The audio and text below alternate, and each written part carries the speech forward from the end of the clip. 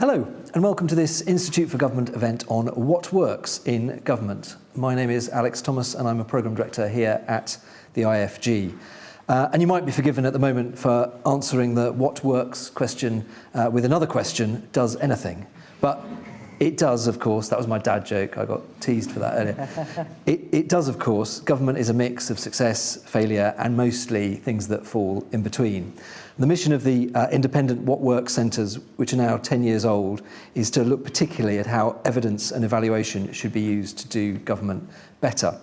The What Works network covers youth and ageing, health and social care, policing and local economic growth, well-being and finance. And it's been David Halpern's job as the What Works National Advisor for the last decade to help build, support and promote the network.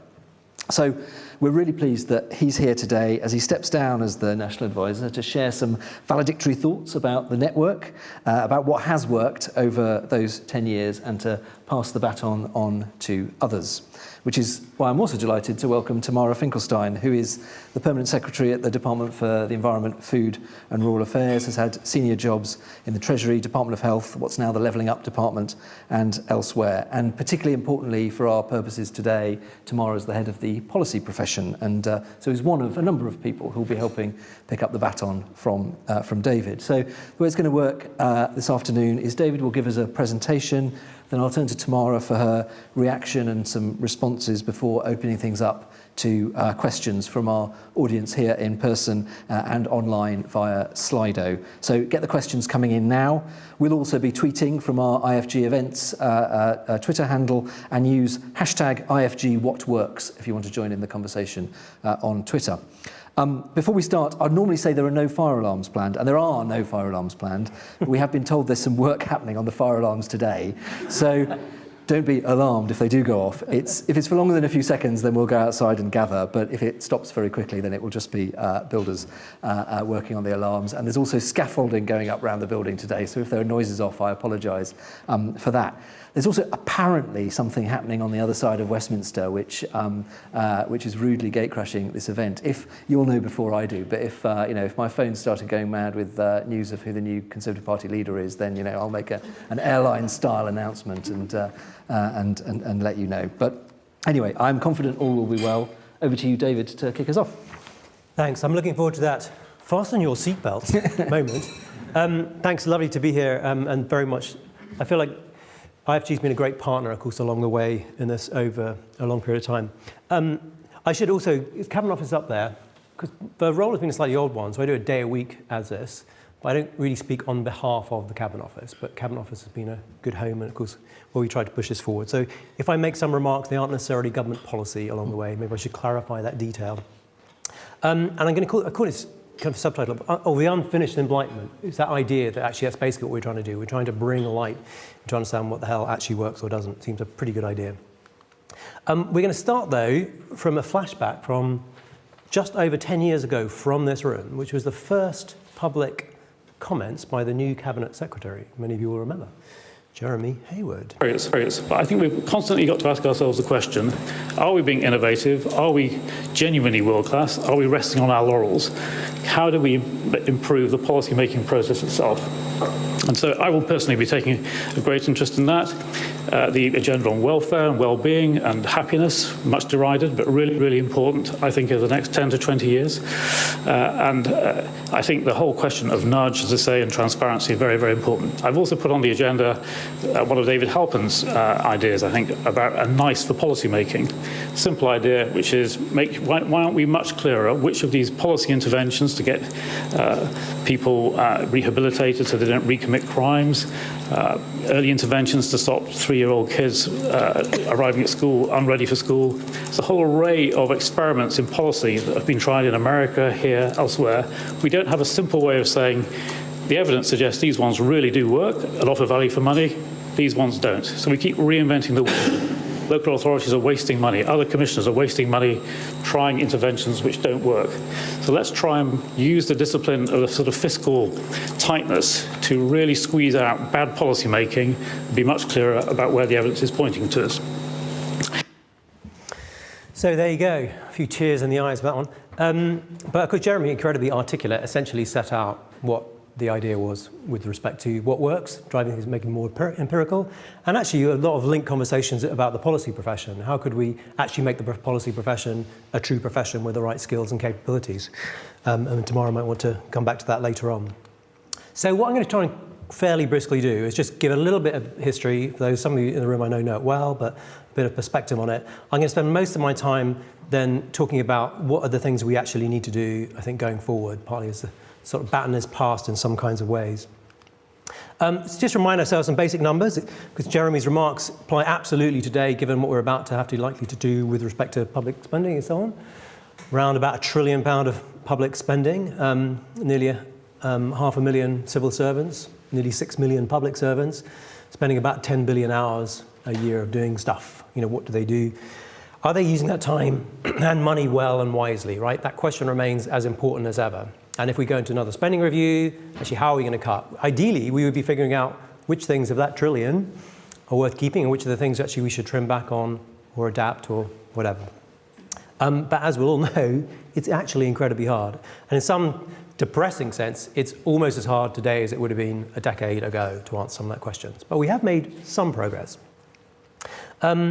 We certainly seem to talk about evidence a bit more, and then in some of the, on the face of it, with respect to what's going on in the media about lots of issues. A lot of stuff actually come from government sites talking about calls for evidence on various kinds of issues, which is kind of encouraging.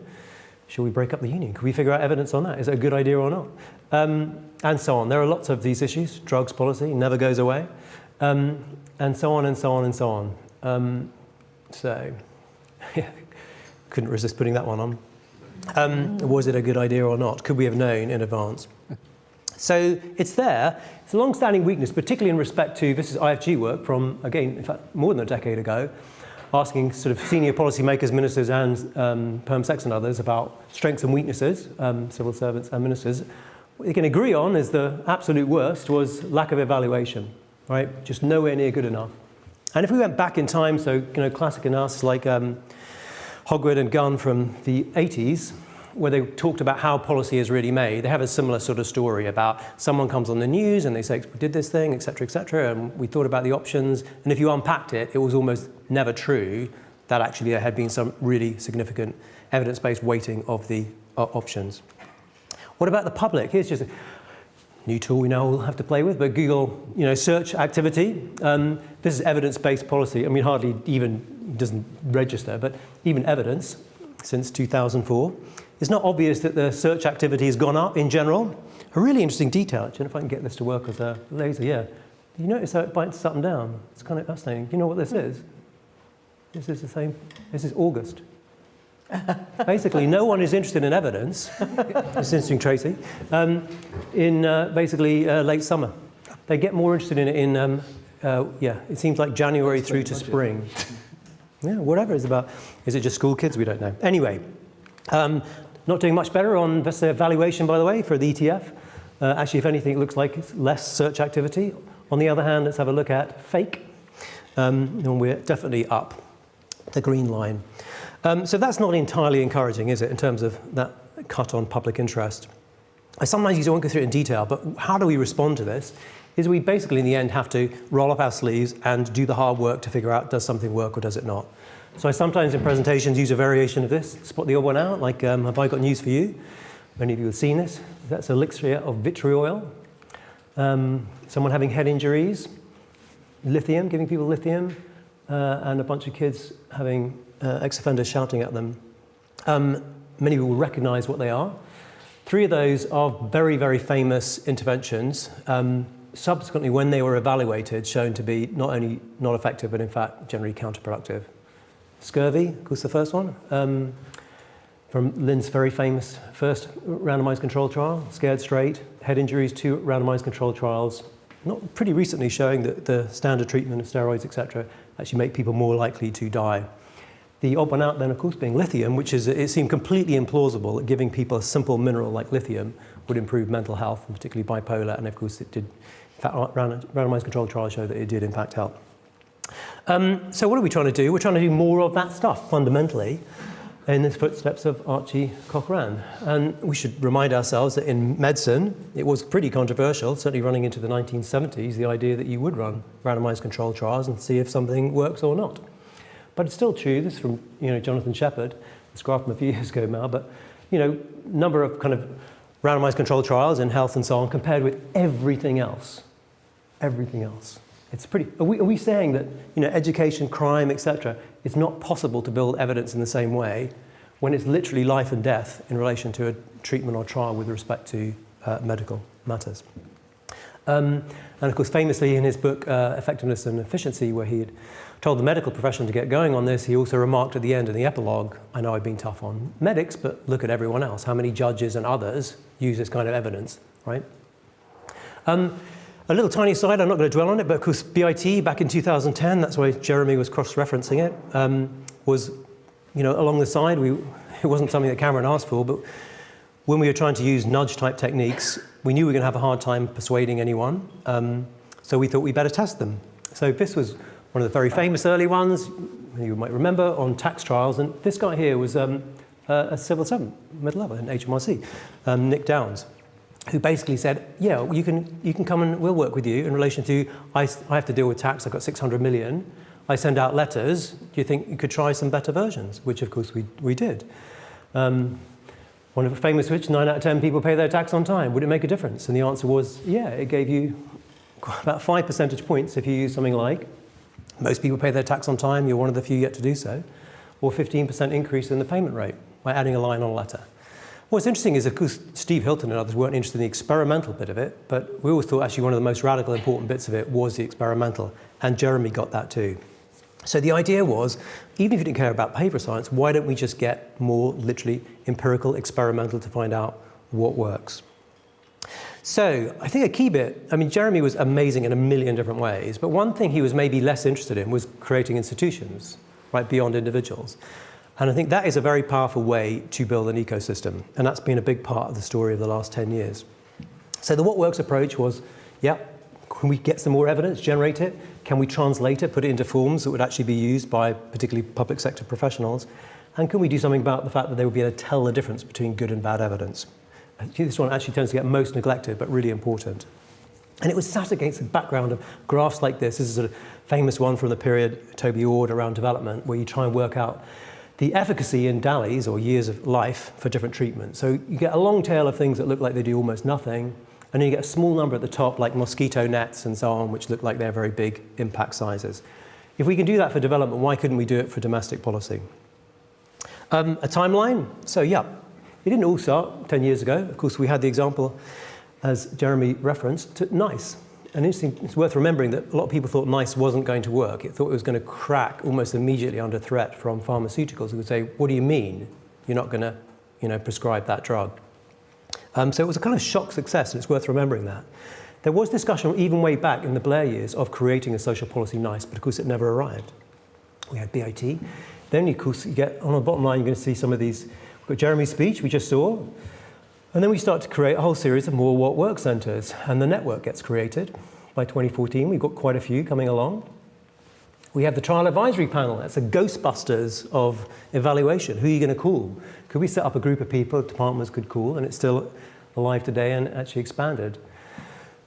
We have the ARIs, which were linked to it. Could we get the departments to say what they didn't know the answer to, which was quite a big battle with Francis supported it and Jeremy, and it was incredibly difficult to get departments to write down and publish what they didn't know the answer to, because of course they're supposed to know the answer to everything.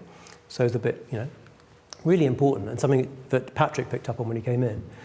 The network, with more what work centres come along, the evidence quarter, a quick shout out to that, the Ditchley lecture, which we'll touch back on later, and then the evaluation task force, which we'll also touch on later, and the accelerator fund. So they form a kind of thread. Are they enough? Probably not, but you have at least a set of institutions, including inside government and outside, that are now trying to work on this day in, day out. And they do stuff like this. This is the EF one. I'll use EF a few times. A toolkit. Just literally, if you're a head teacher, you've got your pupil premium, what do you want to spend money on? And it will give you some sense of simple comparisons. What's the effect size in terms of months? How much does it cost? And how confident are you about that result? And the EF has just carried on churning through that, because the EF is a massive producer now. Very large proportion of the world's educational research is now being produced by the EEF in the last decade in the UK. We tried to do some on policy, and that's continued with the ETF. Literally, how do you make policy? Green Book changes, case studies, not least a one-off trial, but also iterating. But still, as a lot of people know, a couple of years ago, this joint bit of work with Cabinet Office, BIT, Treasury, why don't we go back, and we did it on a 400 billion of expenditure, new expenditure, to say what proportion of it is evaluated to tell us whether it works or not. And this stat, which Michael Gove put into the public domain rather powerfully and shockingly, say actually only 8%. And that's not a randomized controlled trial. That is even the most basic before or after sort of evaluation. And it's not legacy spend, that's new spend. So I think it was very powerful. NEO and of course others also picked up on that, and it helped to drive the creation of the ETF, which is a bit of it here. And some of whom are in the room. You can wave your hands. Really important to kind of institutionalize that and create a piece of government. Very importantly, with Treasury backing, saying this is something that we care about. We're going to start evaluating policy, and that should be normal. I won't go through the limit. The ETF's doing lots and lots of cool stuff. You can look it up, list of some of the things it's doing and tracking over time. I really want to just spend most of the rest of my time, though, talking about, so the ETF and that history is great. What should we be doing going forward? And I'm going to use it around these kind of 10 challenges. So I'll go through them at some pace, but at least it's my opportunity publicly to say what I think some pretty good things to go for. So minor gaps, what are the things that we don't know? We did the ARIs, they need to be redone. There's a lot of things that are not in the ARIs, which if we were really honest and we said, we actually don't know the answer to a lot of these things. This screenshot is something which was done a few years ago, which was really neat actually, I thought, which is jointly with Treasury and departments, which is to create so-called value maps, where you work out the proportion, what do you spend your money on, right? This was then, department doesn't exist anymore, DCLG, now DLUC, and this is for housing, how much you spend your money on, and then you try and shade it to work out, you know, basically, is there room for efficiency improvements, like how well does it work? And then the hatching is supposed to indicate, are you sure? How good is your evidence, right? That's the bit was not even asked. So you might take a punt at, well, we think this is quite a lot of money spent on it, we're not sure it's very efficacious, but actually we don't really know. And that's what we've got to really be prepared to say, what do we not know the answers to? And I think that's been a recurrent issue. I mean, on COVID, it's slightly edgy. One of the things that was discussed early on in COVID, which Matt Hancock was up for doing, which is we should, right at the beginning, we should have basically a site which just says all the things we don't know the answer to. Just put it in the public domain, and then people kind of come in and say, actually, there's a good paper on this, or we don't know the answer, we need some research on it. It was extremely difficult to get that. And the version of what did appear was essentially a summary of existing research. That's not the same thing, right? To say, this is what we know already, as opposed to, what do we not know? It's really hard, actually, to admit what you don't know, but desperately important. So, build the skills. You and I have talked about this lots of times. I think very often, one of the recurrents you get again and again is, oh yeah, but ministers don't really want this or this or the other. Yeah, sometimes, often they are up for doing it, actually. And my own view is a lot of the barrier has been, we don't have the skills inside the civil service to do this, including the policy profession, quite often. So what does that boil down to? There are about half a dozen on the evaluation side, kind of core methods it would use. The randomized controlled trial is, of course, the most famous, but you get things like the step wedge design, or phased rollout, or discontinuity designs. If you don't know what they are, you probably most in the room do, you should do in Whitehall. And I reckon it basically take about, well, having done it with Treasury and elsewhere, it takes about an hour to take a bunch of smart civil servants and explain to them the 6 principal methods you should know about and build into policy. It is unbelievable. I mean, you know my view, which is if you want to get into the SES, we should literally test as to whether you know core methods. And if you don't, we shouldn't give you the job. And that would be it. It doesn't have to be you've done them all, you have to run them, but you should understand them well enough. And of course, you might have gone to LSE and learned about them, but otherwise, you pick it up along the way. And we should take a pretty hard line on that. Expand the pipeline. You might call this the Bingham approach now, which is that, you know, what you really want to do is try out a load of things and go through some version of Design Diamond, this is a BIT version, you know, explore different kinds of options, try out quite a few, don't put all your eggs in one basket, and then try and test some alternatives. So again, in COVID, taking what Kate did on, you know, you don't go for one vaccine, you invest in lots of them, because you know some of them won't work. But in contrast, for example, what happened on the app, for those who remember the NHS app, essentially the system punted on one solution and it was mad. It was so key and critical. We could have and should have gone for, let's try out 3 or 4 different versions of the app in parallel. Some of them won't work, some of them will, right? And just build that in a way of working. And so that drives you to innovation funds that create permission, evaluation by default, and of course protocol publication. Like, have you, said you're going to test it. Build the data architecture, very briefly, but unbelievably important. I mean, one of the major battles has been, can you assemble the data, figure out, does this work or does it not? One of the most brilliant examples in the civil service in recent years was by Stephen Aldrich and others on troubled families, a genius piece of work to try and work out, does it work or not? But it took him 3 years to assemble the data, and still he couldn't get a lot of it. We've got to do better than that. And Ian Diamond, we need him to do that. Mind the variance. It's a massive benefit of the fact that, in a weird kind of way, we haven't been evidence space for a long time, so there's lots of variance in almost every single public service, which is unexplained. Some places are doing amazing good things, whatever, or these are, this is productivity by cities. You want to know, what the hell is it about Reading that makes it more productive than other places, and can you bottle it and reproduce it? So mind the variance, including using machine learning, etc. Premise, of course, on the right data. Replicate. So it's hard enough, and of course there are Whitehall departments that have barely even done a single randomized controlled trial, and then you've got to say to them, by the way, you then got to do it again, and again, and again. That's the whole point. You want to keep testing variations, not least because you're going to get errors. This is EEF, again, able now to do what you've been able to do in medicine for years, which is on a particular topic. You can say, well, actually, it's not just a single thing on arts participation or whatever. You can now see a load of studies, and you start to see a distribution. You become much more confident about, does this work as an approach? That's what we should be expecting, not just a one-off. Increase the hit rate. This is quite technical, but it's still the case that the hit rate, of course, in many areas, like commercial, if you're doing AV formatting, you'd be lucky if 1 in 50 things you try works better than business as usual. Some good what work centers, like education and elsewhere, who are doing trials, you might get 1 in 5, where you filtered it through, good ideas and so on, you take them to trials, now actually approaching 2 million kids. In BIT, we were able to hit a slightly higher rate, and I think there are clues about what you can do to increase the hit rate. And in essence, a simple example would be, if you take that tax trial, and it works pretty well, you might say, okay, what other things that look like it, where you're writing someone a letter in a similar kind of way, could you test something in a similar way, right? And you're much more likely to get a high hit rate. So we could just drive up our hit rate in that way, transferable solutions. Translate and adopt. I mentioned that's one of the areas I think has been most difficult. This is a great example of it, actually, Society for Evidence-Based Policing. In fact, they just had their event this year, there's some last year's. Alex and Larry Sherman now just brought into the Met. But that is a fantastic example, like Nick Downs, people who are actually in services who are experimenting and trying to find new things. So Jeremy's example, you might remember if you were paying very close attention, he gave an example of actually young people offending. It's a fantastic result, just produced, not formally published yet, post-COVID, of what happens if you send police officers and try a number of forces, you identify your highest, most violent, you've been stabbed or have stabbed someone in the previous period, you send officers to the home and you say, here's some alternatives, you might want to do this, and we kind of got our eyes on you, you talk to the family, etc. What's the effect size? About a 1/3 reduction in violence, and it's a 45% reduction in violence of the under 18s. It's a stomping effect size, but it rests on officers being prepared to try a different variation and practice on the ground and then test if it works.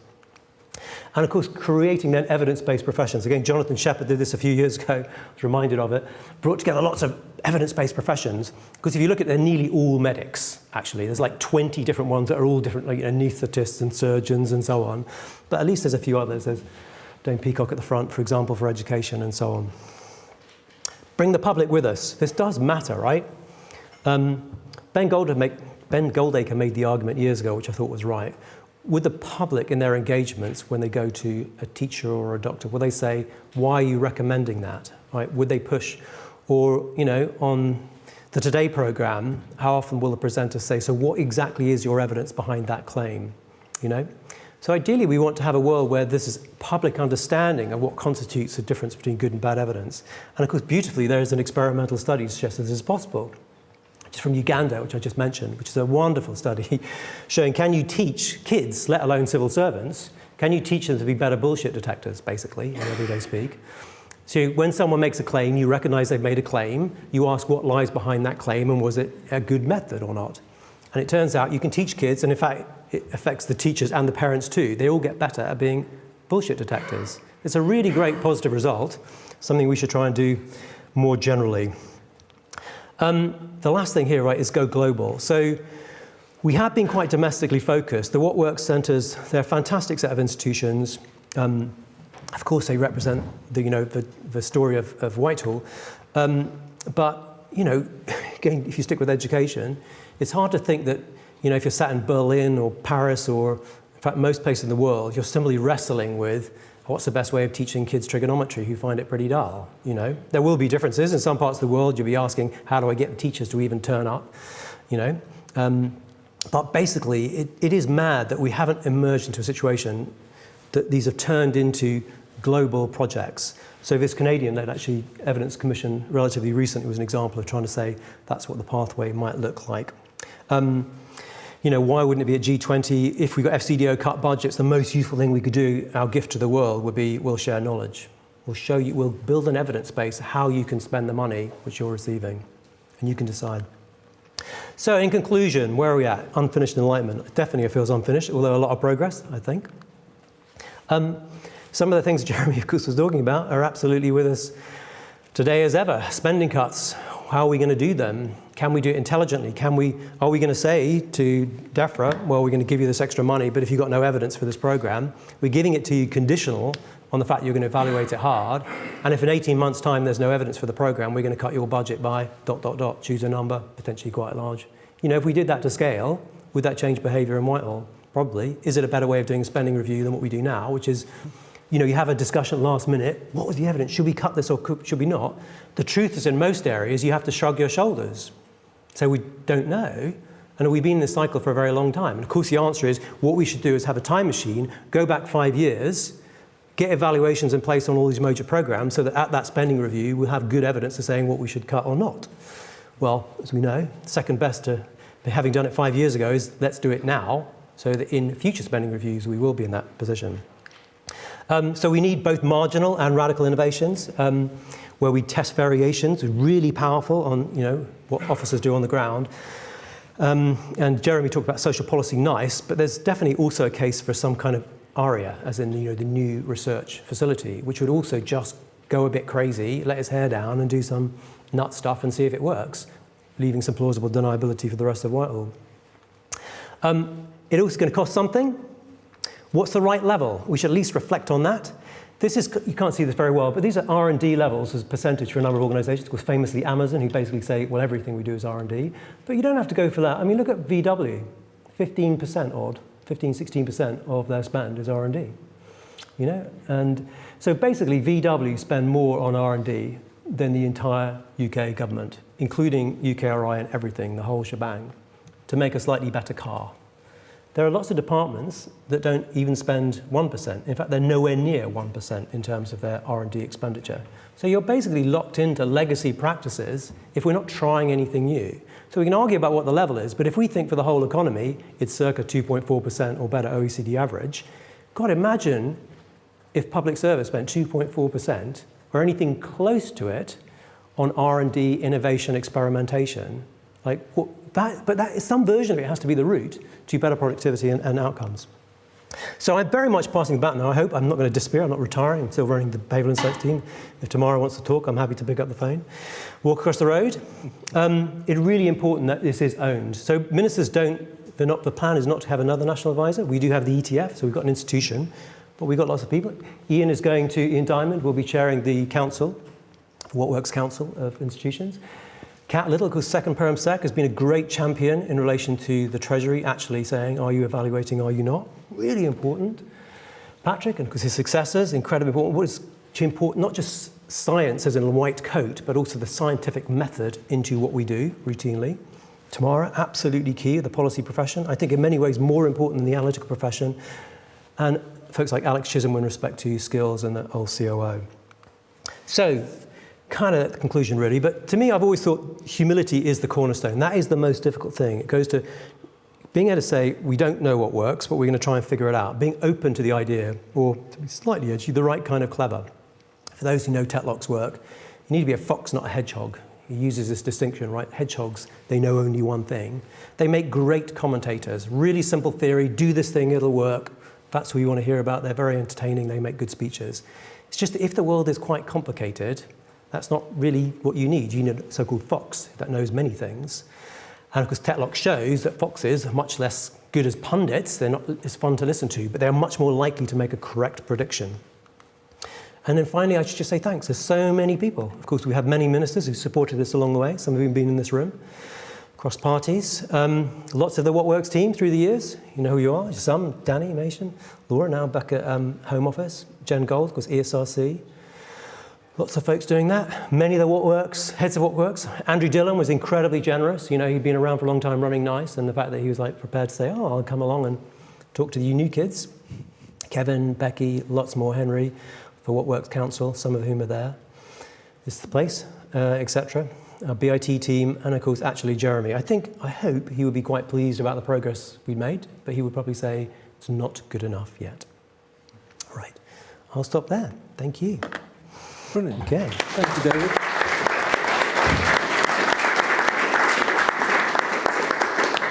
Tour de force. Thank you very much. Are you going to give us the announcement? Look at the timing. Well, no, Penny Mordaunt has pulled out. Oh, so I think we know who our... I wonder who will win. Fantastic. Thank you. Thank you very much, David. And I particularly like the message, as well as the thanks, obviously, but of sort of humility and humility in the face of complexity there as well. But now, Tamara, over to you to give us a few thoughts. Thank you. And just fantastic to hear all that. Great to start with Jeremy and his sort of leadership in this space. I'm sure he'd say it's good but not good enough. Yeah. I think that we should take as a given. But David, you're also a legend, and you've had a huge impact already on policy making in government, bringing the behavioural insights into our kind of vocabulary and our understanding, and championing the use of evidence and evaluation. And hopefully this is a punctuation point as you stand down as a What Works advisor, and I think your personal influence in these spaces will remain, at least I hope so. I mean, I sort of reflected and hearing what you said about some of the progress that has been made, both on behavioural insights actually and on What Works. And most departments have a behavioural insight capability.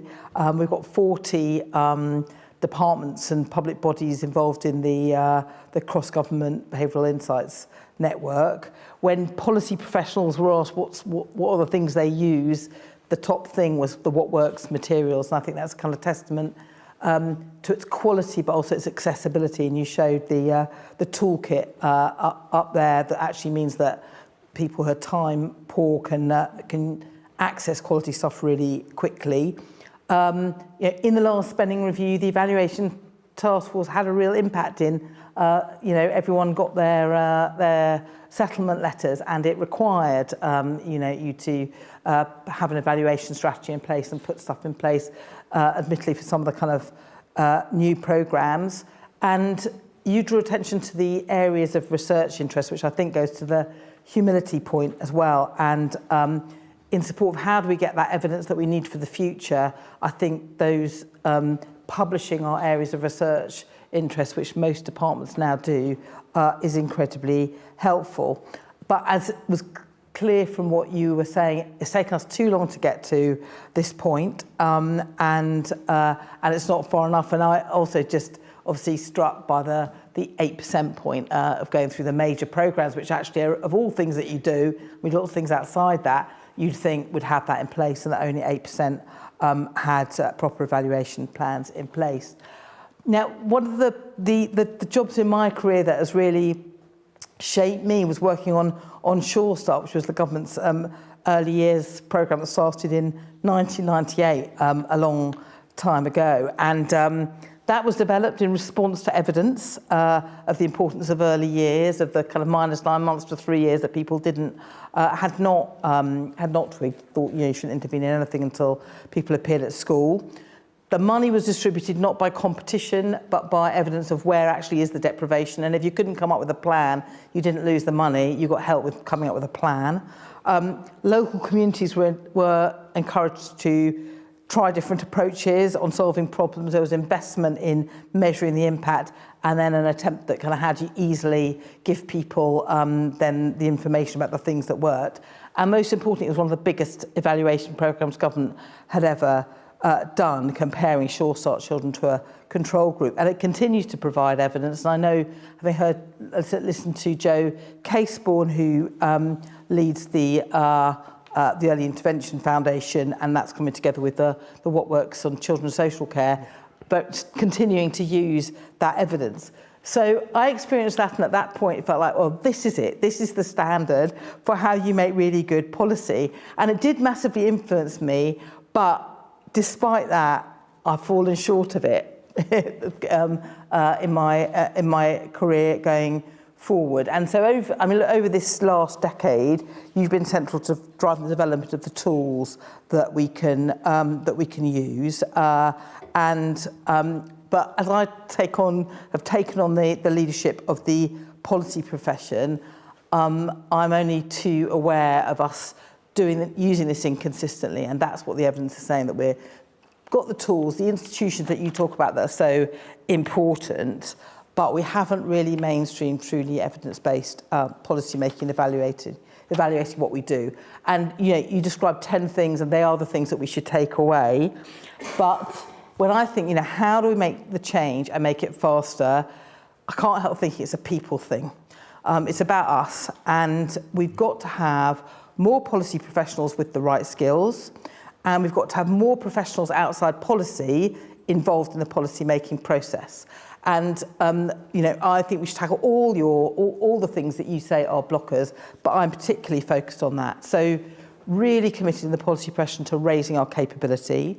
We've revamped the standards that we're using for the policy professional and the expectations of what knowledge people should have, including in the areas that you discussed.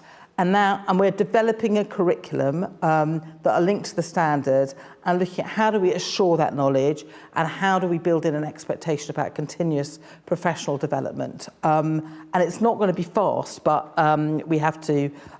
We are very committed to that task. It's going to be an absolute priority. And what about that? How do you build in the other professions into how you solve a policy problem? It needs to be that a policy professional takes a policy problem and thinks, who are the sets of professionals and evidence I need to solve that problem? We do not teach how you bring together a multidisciplinary team and make most use of it. So we have to do that, and we are addressing that problem, and also ensuring that the learning that we provide for policy professionals, we are also providing for other professionals who want to be involved in policy making. So that stuff is at the core of some of the things we're going to prioritise, because we've got to stitch this approach in to using evidence into what we do, because the stuff is there, the institutions are there, and we're not using it properly. So that is the that's the priority, which I hope will address some of the blockers that you identify, and I hope you're going to remain part of this. As you say, resources are tight, we've got huge policy challenges, and it's crucial that we bring the best evidence to bear to solve them, to get the right outcomes for the citizens of this country. Yeah. Brilliant. Thank you, Tamara. That sounds good.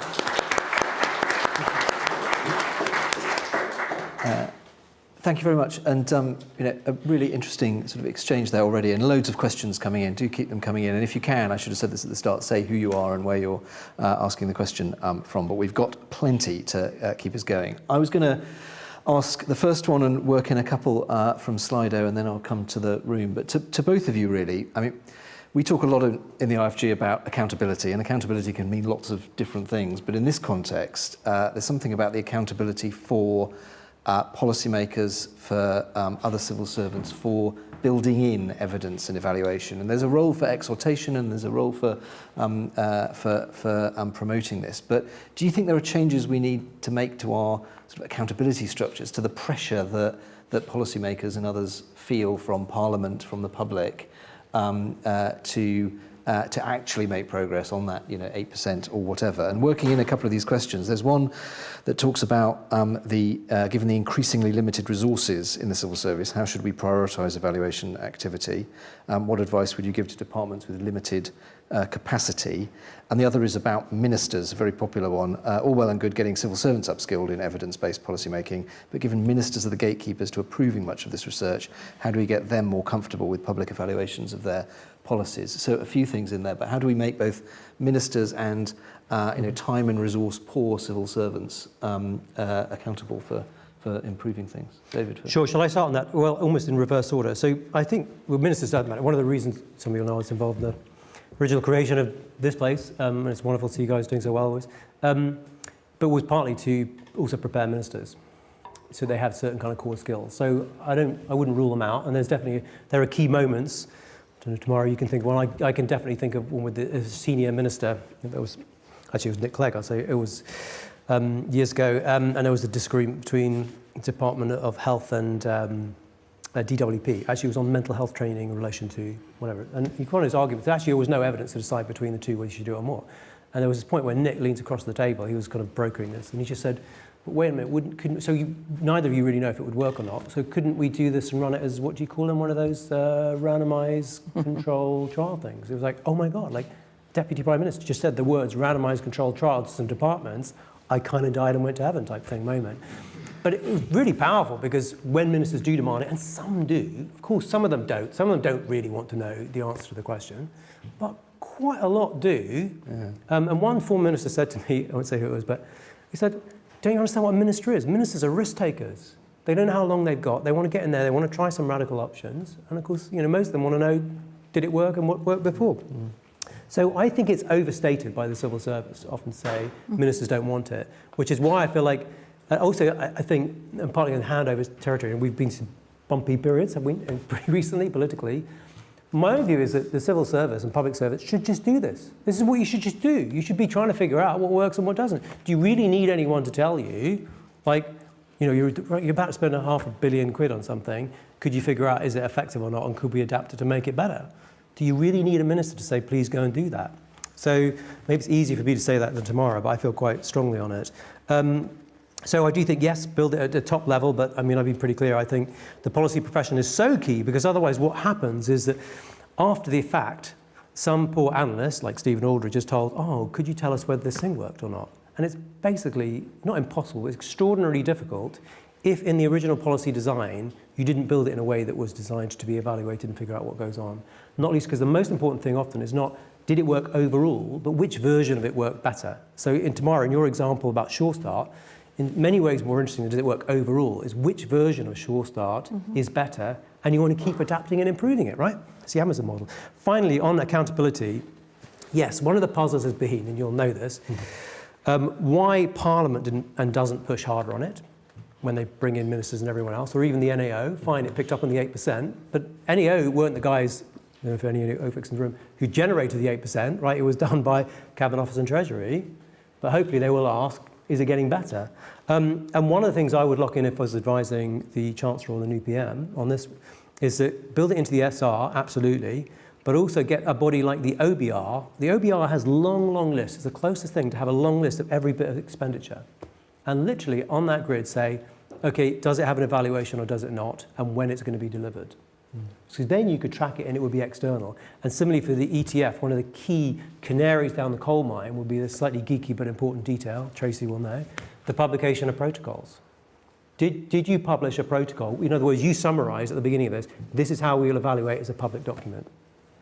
And it may take us years to get some of these evaluations in place, but you shouldn't have to wait years to see how many protocols are being produced by how many departments. And are there some departments that are producing no protocols whatsoever? In which case we can be pretty sure they'll have no evidence in however many years' time.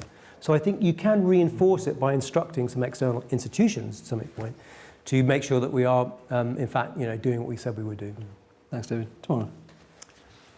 Yeah, so actually I completely agree with you on the minister's place. I think it's, we should be creating the appetite. I feel the same around use of data, is that, you have to sort of show what's possible and just start to create the appetite for that kind of information and present it in the right way. So I think it's for us to do. I mean, obviously we should bring it into any of the stuff the IFG do with, potential ministers, etc., and all that, and use that as much as possible. But I think we have a responsibility to create that appetite.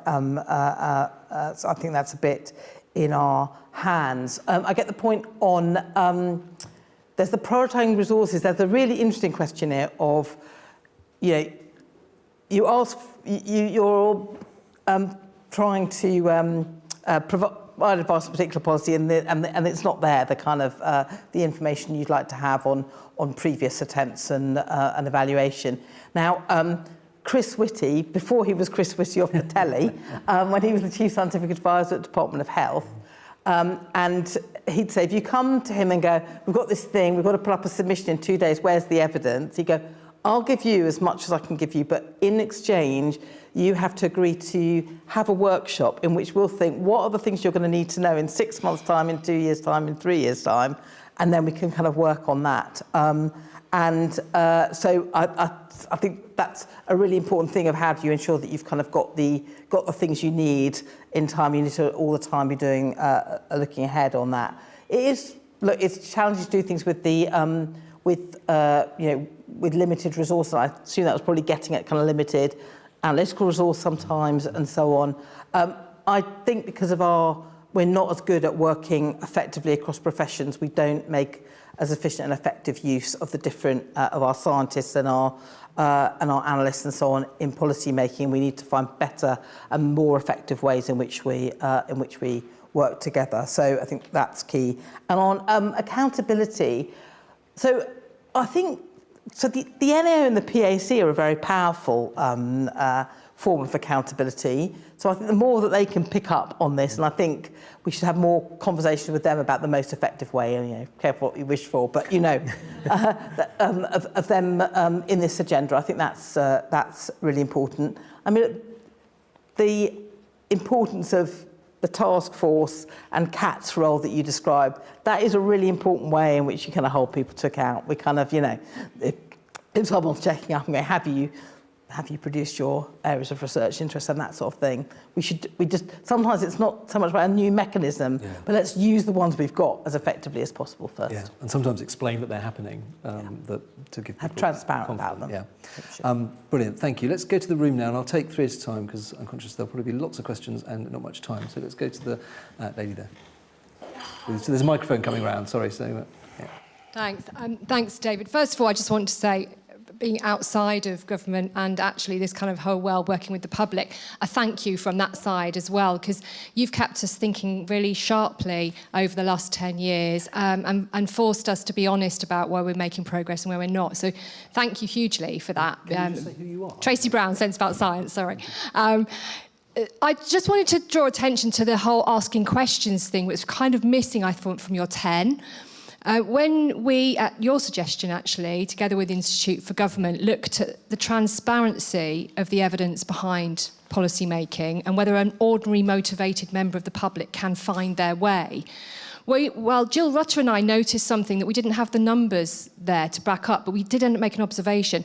The clearer people were, the more there was evaluation, the more clearly defined the policy problem was in the first place. Now, I don't know which gives rise to which, but what we've also observed through the pandemic is a real inability to ask good questions, and particularly the modellers found this.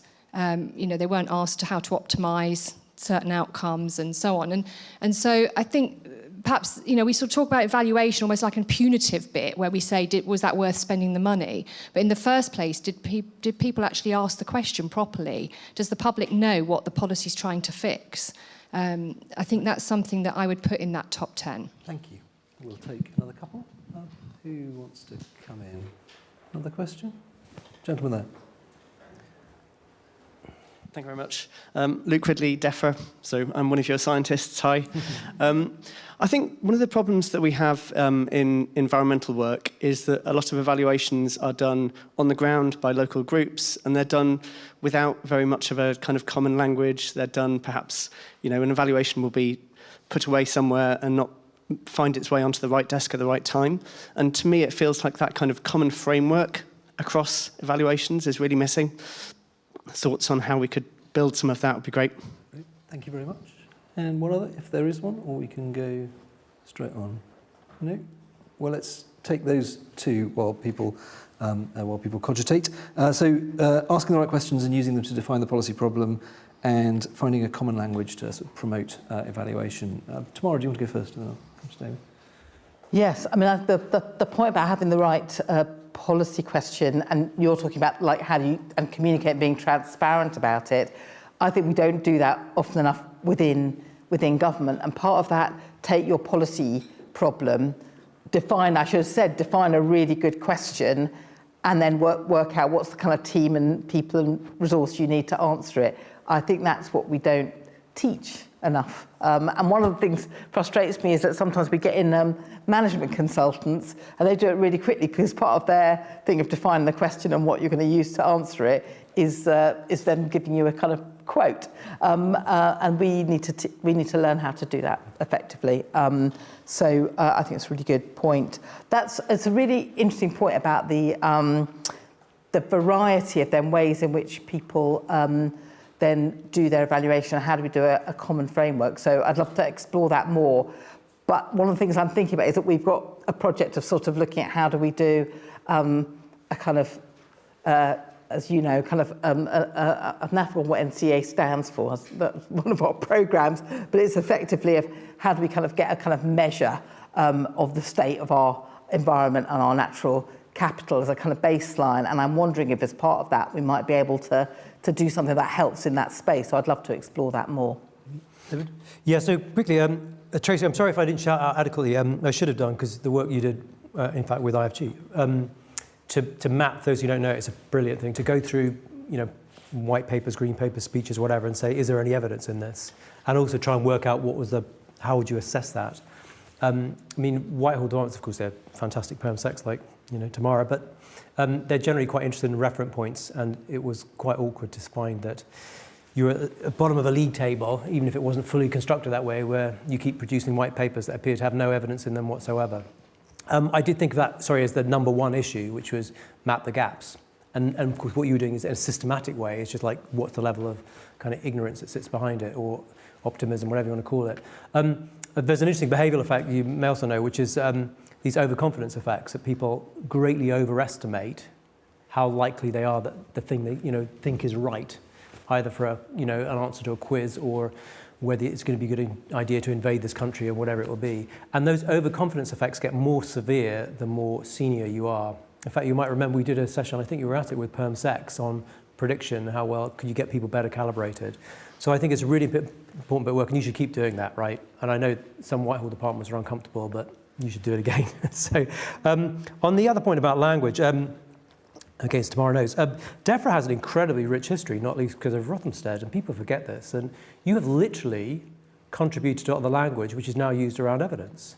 So when people today in social science talk about, you really need to do a field study, why are they called field studies? They're called field studies because they were done in fields by DEFRA to work out if you treat it in this way or that way, does it grow faster?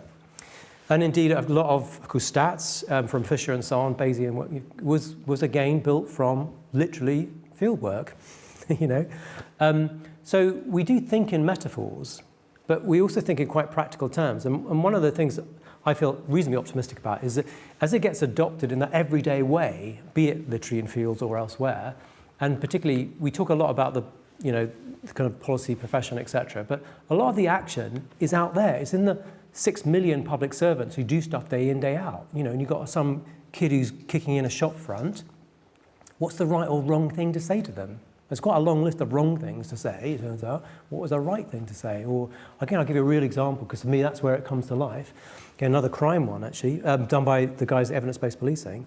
Beautiful recent intervention where people suffer from domestic violence, and then rather than sending an officer around, hey, why don't you use a Zoom call? Might seem odd, but actually it means you respond much, much faster.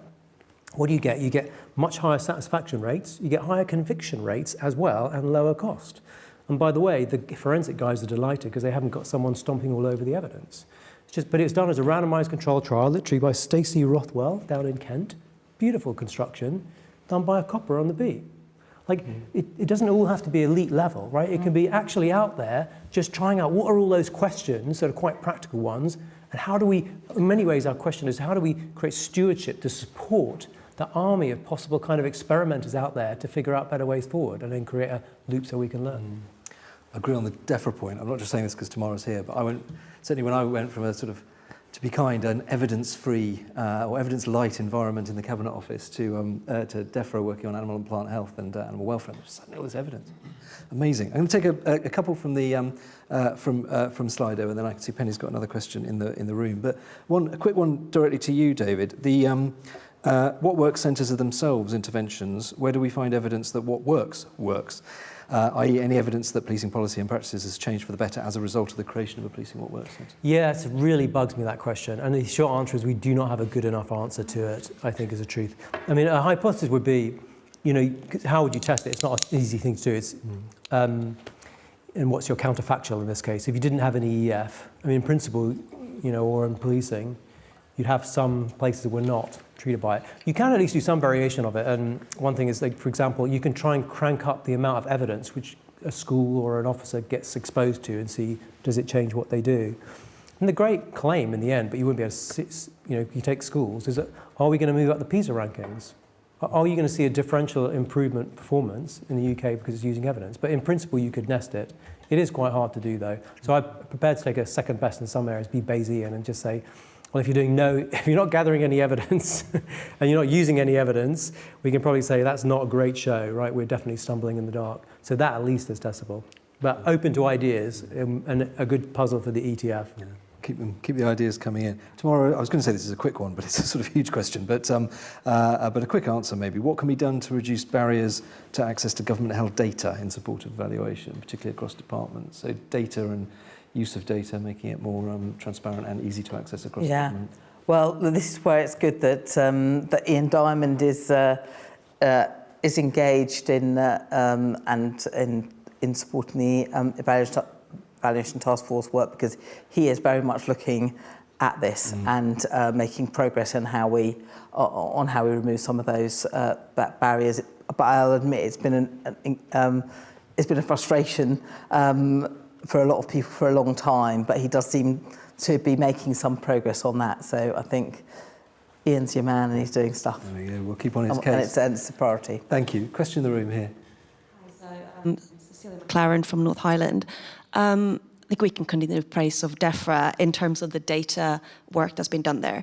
How can the civil service more widely attract the data talent that's really needed to do these kind of evaluations, especially in the departments where that isn't really the case today? Brilliant. Thank you. I'll combine that with one final question from Slido, and then we'll wrap up, which is just the sort of political context. I mean, there's a question here about how important is evidence-based policy making in an era of ideology and political posturing. Talk about DFID and ODA. We don't need to go into the political posturing, but combining evidence and use of evidence with politics and ideology. Tamara, do you want to just pick up the data question first, and then maybe I'll look to David for the latter?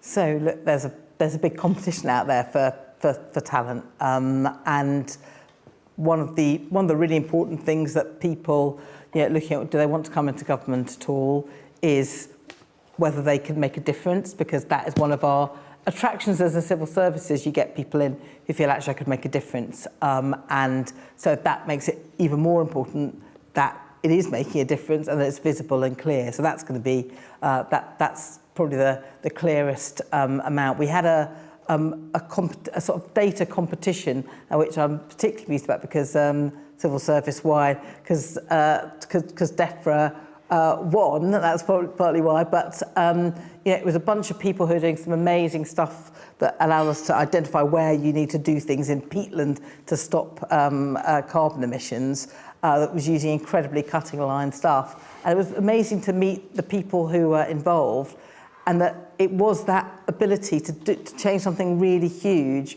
So that it was really important to go, okay, so here is some money and you can try this stuff out. And how do we use competitions and pots of money that allow people to try stuff out so that you can really make good on that? I think that's probably the key bit. Thank you, David. Anything on that, or the Why don't I jump to the other one? And it's a good closing point, really. So I skipped over, and it goes a bit to Tracy's point earlier, of that map. And what I didn't explain really why I put it up, and I sometimes use it, which is, it's one of those things, because from the original beginning, you might say, of the Enlightenment, is that Europeans started producing maps, it does go to your point about politics, which had gaps on them. They started, which was a weird and unusual cultural thing to do, because most countries and places, you produce a map of where you are, like the Chinese and so on, and then you have a few dragons under the corners, and the paper is full up.